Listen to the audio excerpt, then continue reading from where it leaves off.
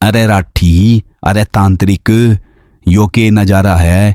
ये सब बच्चों से के करवाया जा रहा है। ऐसा नज़ारा तो मैं अपनी ज़िंदगी में पहली बार देख रहा हूँ। ये कहानी कुछ दिनों पहले की है। माधवगढ़ गांव में उन दिनों एक चीज की बहुत चर्चा हो रही थी। वो था मुफ्त का भोजन। अरे माँ, आपको पता है क्या कि वो जो हमारे पास का शहर है ना, वहां पर मुफ्त का भोजन मिल रहा है। अरे वो शहर पास में है, यहाँ से 5 किलोमीटर दूर है, 5 किलोमीटर। और तुझे यहाँ खाना खाने को नहीं मिलता क्या जो वहां जाएगा? अरे माँ, वहां ऐसा वैसा खाना नहीं मिल रहा, बहुत ही लाजवाब भोजन मिल रहा है। ऐसा सुनने में आया है कि वहां का भोजन 5 सितारों वाले होटल के शेफ बनाएंगे। अब तुम ही बताओ कि उनके जैसा खाना बना लोगी क्या? मेरे मुंह में तो अभी से ही पानी आ रहा है। ओहो। हाँ हाँ ठीक है, तू वहां जाएगा, मगर मैं भी तेरे साथ चलूंगी। अरे माँ, इसी बात की तो दिक्कत है कि वहां 20 वर्ष से ऊपर के व्यक्ति जा नहीं सकते। यह सुनकर अमन की माँ को थोड़ा अजीब लगा। अरे माँ, इतना मत सोचो, मेरा दोस्त बंटी भी वहां मेरे साथ जाएगा। ठीक है बाबा, चले जाना, मगर शाम होने से पहले वापस आ जाना। पता है ना कि वहां से यहाँ तक का रास्ता जंगल का है। ठीक है माँ, मैं शाम होने से पहले ही आ जाऊंगा। अमन खुशी से नाचता हुआ घर से बाहर जाता है। अरे वाह, आज तो बड़ा ही लजीज भोजन करने को मिलेगा। चलो, अब बंटी को भी अपने साथ ले लेता हूं। बंटी, अरे ओ बंटी, बाहर निकल भाई। शहर नहीं जाना है क्या? देख, दूसरे भाई बंधु जाने भी लगे हैं। बंटी भी अपने घर से खुशी से निकलता है। अरे हाँ भाई, चल चलते हैं। तूने अपने घर वालों से पूछ लिया ना? हाँ पूछ लिया। अब तू चलेगा कि यहाँ बातें ही करते रहेगा? दोनों दोस्त जंगल के रास्ते शहर जाने लगते हैं। बीच रास्ते में बंटी अमन से बोलता है। अरे भाई, हमने जंगल का आधा रास्ता पार भी कर लिया, पर तूने एक बात गौर नहीं करी क्या? क्या? देख, पूरे रास्ते में लोग बस जाते हुए ही दिखाई दे रहे हैं, वापस आता हुआ कोई नहीं दिखाई दे रहा। नहीं, मैंने इस बात पर गौर नहीं किया। मैंने किसी और बात पर गौर किया है। किस पर? कि तू बेवकूफ है। अरे, जब वहां का खाना 5 सितारे वाले होटल के शेफ बनाएंगे तो लोग इतनी जल्दी कहाँ उठने वाले हैं बेवकूफ। अरे हाँ, मैंने तो ये बात सोची ही नहीं भाई। मुझसे तो अब इंतजार नहीं हो रहा। चल चल, जल्दी चल। दोनों दोस्त वहां पहुंच जाते हैं, साथ ही उनके गांव के दूसरे व्यक्ति भी। पर वहां अमन की माँ उसका इंतजार कर रही थी।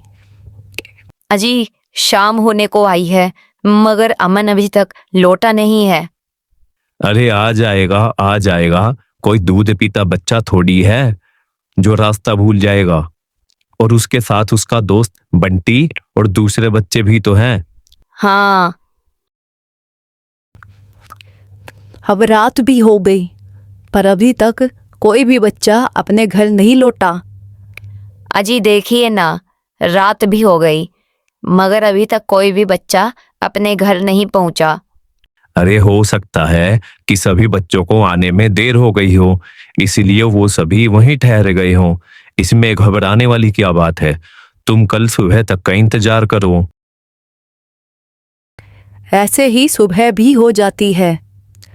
अब सभी गांव वाले परेशान हो जाते हैं और पुलिस को बुलाया जाता है। अरे पुलिस साहब, देखिए ना, कोई भी बच्चा कल से घर नहीं आया है। सभी पास के शहर में मुफ्त का भोजन करने गए थे। हाँ जी, हम वहाँ जाकर देखते हैं कि क्या बात है। तभी भीड़ में से एक तांत्रिक आकर कहता है। देखो, ये कोई साधारण मामला नहीं है, क्योंकि वहां इतने बच्चे गए थे और उनमें से कोई भी घर नहीं आया।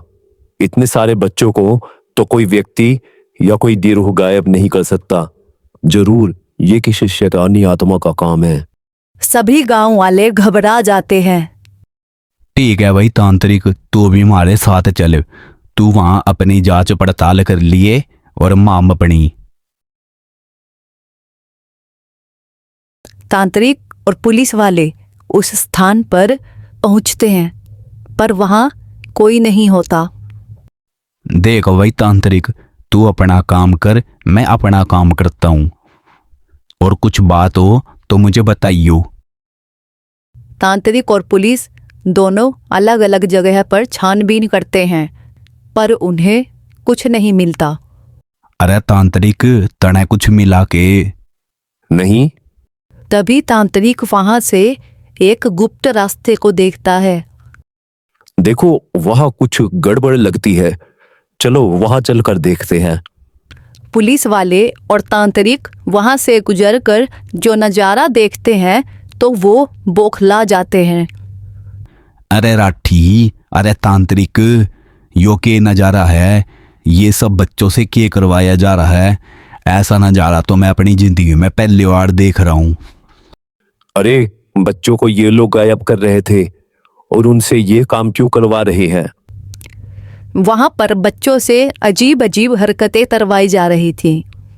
किसी को बोला जा रहा था कि जानबूझकर जमीन पर गिर, तो किसी को बोला जा रहा था कूद, और ये सब उनसे एक भूतों की टोली करवा रही थी।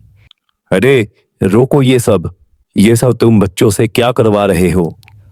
सभी बच्चे रुक जाते हैं और भूतों की टोली उनके सामने खड़ी होती है। हम इनके साथ खेल रहे हैं। अरे यो कोई खिलौने है के जो तू इनके साथ खेल रहा है? ऐसा ही कुछ समझ लो। मैं तुम्हें अभी गंगा जल से भस्म करता हूँ। यह भूत और तांत्रिक की बहस छिड़ गई थी और वहां गांव वालों की सांस अटक रही थी। अरे नहीं तांत्रिक, ऐसा मत करो। हम इन बच्चों को छोड़ देते हैं और तुम हमें छोड़ दो। बच्चों को तो मैं बचाऊंगा ही, पर तुम्हें भी छोड़ूंगा नहीं। तांत्रिक कलश से गंगा जल निकालता है और उन भूतों की टोली पर फेंक देता है। वे भूत वहीं जलकर भस्म हो जाते हैं। सभी बच्चे दौड़कर पुलिस और तांत्रिक के पास चले जाते हैं। अरे पुलिस अंकल, धन्य है कि आप आ गए और हमें इनसे बचा लिया, नहीं तो ये कुदा कुदा कर ही हमें मार देते।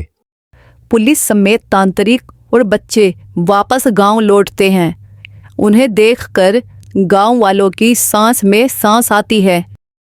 सभी बच्चे अपने घर वालों के साथ अपने अपने घर लौटते हैं।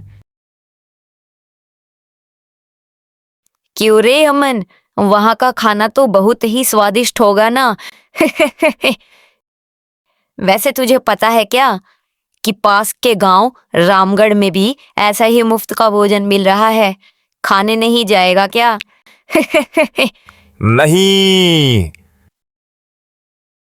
और दोस्तों, देख ली कहानी अंत तक। अगर कहानी में थोड़ा सा भी मजा आया हो तो एक लाइक और कमेंट तो कर ही देना। आखिर हमें भी तो पता चले कि हमारे व्यूअर्स को हमारी वीडियो कैसी लगती है। और सब्सक्राइब करना ना भूले। तब तक एक ऐसा अनाथ जिसके पिता ने उसे घर से निकाल दिया, उसकी कहानी देखना ना भूले।